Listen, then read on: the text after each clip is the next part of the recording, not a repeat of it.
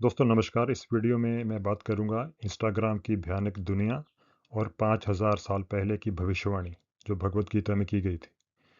और क्या भारतीय संस्कृति पतन की ओर बढ़ रही है?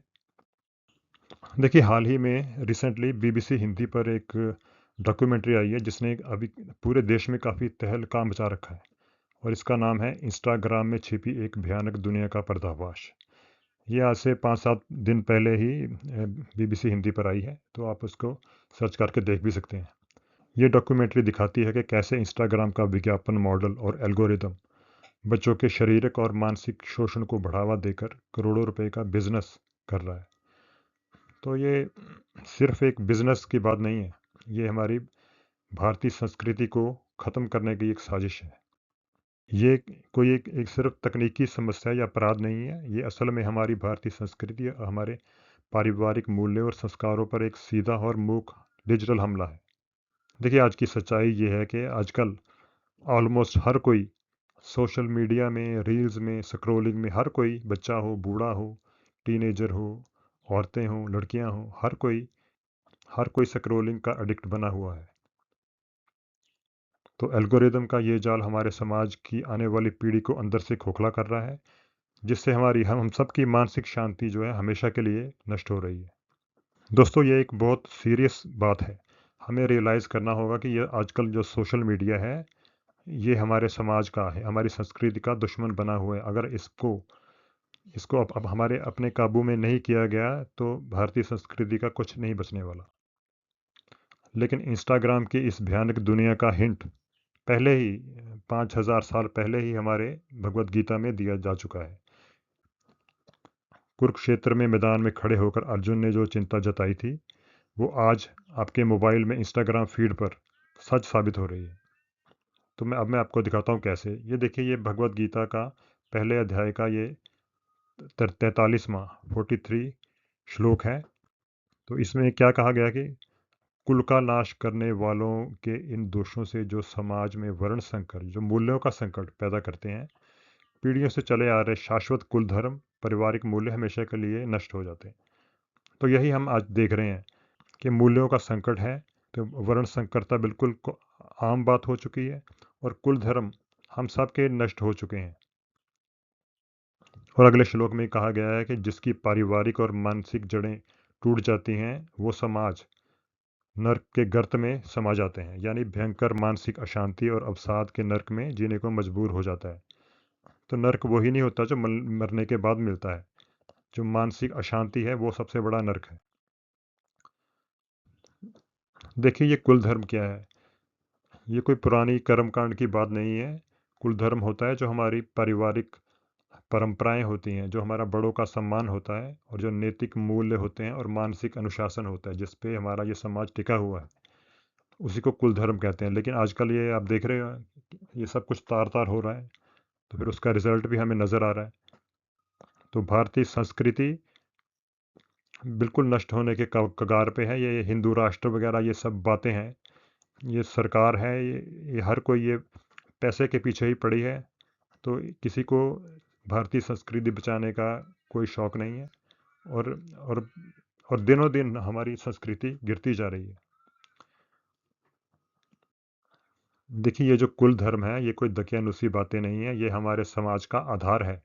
इसी पर हमारा समाज टिका हुआ है इतने हज़ारों सालों से, और अभी तक ठीक ठाक चला आ रहा है।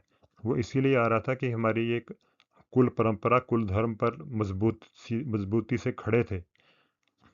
कई अंग्रेज आए, मुगल आए, लेकिन फिर भी हमारी संस्कृति कायम रही। लेकिन अब ये जो मोबाइल फ़ोन है, इसने काफ़ी हद तक हमारी संस्कृति को ख़त्म करने में सफलता प्राप्त कर ली।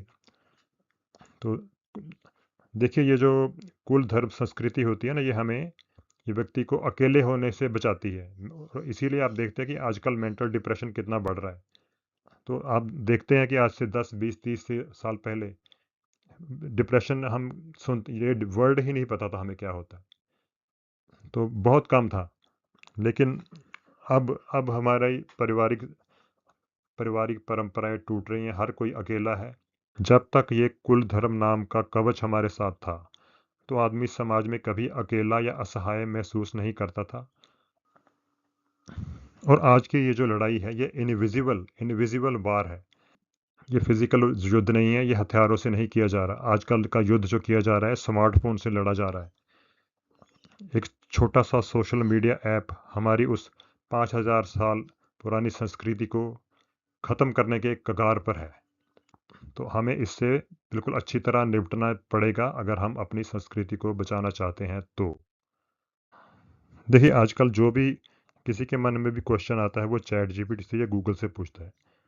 लेकिन जो हमारी नई पीढ़ी है अगर वो चैट जीपीटी और गूगल से ही गाइडेंस लेंगे तो आप समझ सकते हैं वो कैसी गाइडेंस देगा। वो गाइडेंस देगा अपने वेस्टर्न पश्चिमी मापदंडों के हिसाब से। तो भारतीय संस्कृति जिंदा इसलिए थी क्योंकि जो ज्ञान था जो हमारे बुजुर्गों से मिलता है, लेकिन अभी जो ज्ञान है वो सोशल मीडिया से चैट जीपीटी से मिल रहा है। तो फिर ये तो तय ही है कि ये हमारी संस्कृति को नष्ट करेंगे ही। चैट जीपीटी और गूगल ये भारतीय संस्कृति को बढ़ावा देने के लिए नहीं बने हैं, बल्कि ये किसी पश्चिमी उद्योगपति को ज़्यादा पैसा कमाने के लिए बने हैं। तो अगर हम अपने बच्चों को चैट जीपीटी गूगल और इन सब ऐप्स के सहारे छोड़ेंगे तो उनका जो ज्ञान भी होगा वो भी उल्टा ज्ञान ही होगा। परिवार की सादगी और बुजुर्गों की सीख है, उसको ये चैट जीपीटी वगैरह रिप्लेस नहीं कर सकते। और इसलिए अगर हमने अपनी संस्कृति बचानी है तो हमें बुजुर्गों की बात सुननी पड़ेगी। हमने इन ऐप्स का यूज़ करना है, ना कि इन ऐप्स को अपना यूज़ करने देना है। अपने बच्चों को बिगाड़ने नहीं देना। अपने बच्चों को कहना कि अगर आप इनका कुछ यूज़ कर सकते हो तो करो, पॉजिटिव यूज़ कर सकते हो करो। हमारा ध्यान अब परिवार पर, अपने दोस्तों पर और अपने खुद पर भी हट चुका है। और ये सिर्फ फोकस हो चुका है सिर्फ रील्स पर, सिर्फ स्क्रोलिंग पर हमारा ध्यान रहता है। हम सब रील्स के एडिक्ट हो चुके हैं और हम सब एक ही घर में मौजूद होते हुए अपने अपने कमरे में बैठे स्क्रोलिंग कर रहे हैं और एक दूसरे से बात करने से बच रहे हैं, है ना। और रील पर रील देखे जा रहे हैं, दिन रात देखे जा रहे हैं। ना सोने का टाइम है ना खाने का टाइम है। और ये स्मार्टफोन और ये इंस्टा एडिक्शन हमें एक दूसरे से कोसों दूर कर रही है, एक ही घर में बैठे हुए भी। और हमारा न्यूरोलॉजिकल सिस्टम, हमारे दिमाग का सिस्टम ही बदल चुका है, हमारा सोचने का ढंग ही बदल चुका है। हम हर कुछ सेकंड में मिलने वाले शॉर्ट टर्म डोपामाइन हिट के आदी हो चुके हैं। और लगातार मिलने वाला ये 15 सेकंड का सस्ता आकर्षण, ये ये हमारे डीप फोकस को ख़त्म कर देता है पूरी तरह से। हम किसी भी गंभीर विचार, पुस्तक या जीवन के उद्देश्य पर 5 मिनट भी टिक के नहीं सोच सकते। तो हमारा ध्यान किसी भी चीज़ पर केंद्रित नहीं होता क्योंकि हम एडिक्टेड हो चुके हैं स्क्रोलिंग के। और अर्जुन का शब्द वर्ण संकर आज के दौर का आइडेंटिटी क्राइसिस है। हम अपनी सनातन सादगी और मूल्यों को छोड़कर भड़कीले पश्चिमी कंज्यूमरिज्म, उपभोक्तावाद के जाल में फंस चुके हैं। और हम ये भूल चुके हैं कि हम कौन हैं और हमारे जीवन का वास्तविक मूल्य क्या है। इंटरनेट हमें एक ऐसी रेस में दौड़ा रहा है जिसका कोई अंत ही नहीं। और सोशल मीडिया का ये जो पूरा इकोसिस्टम है ये सिर्फ दिखावे पे ही टिका हुआ है।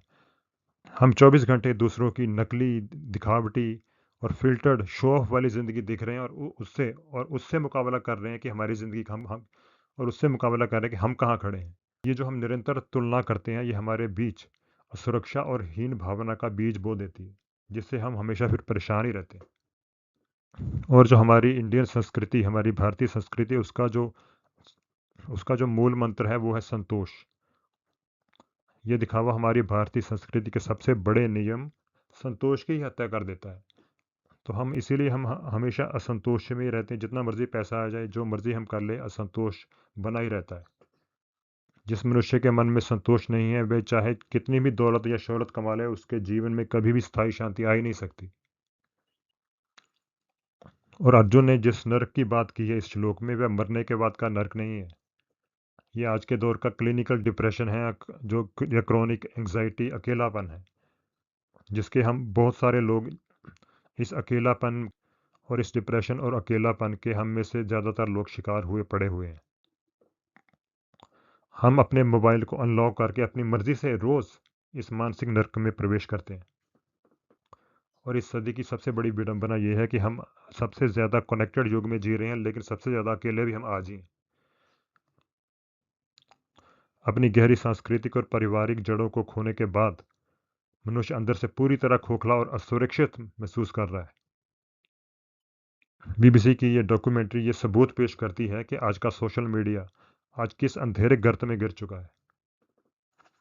यह रिपोर्ट दिखाती है कैसे पैसे और विज्ञापनों के लालच में इंस्टाग्राम का एल्गोरिदम हमारे देश के युवाओं को गंभीर आपराधिक और अनैतिक गतिविधियों की ओर धकेल रहा है।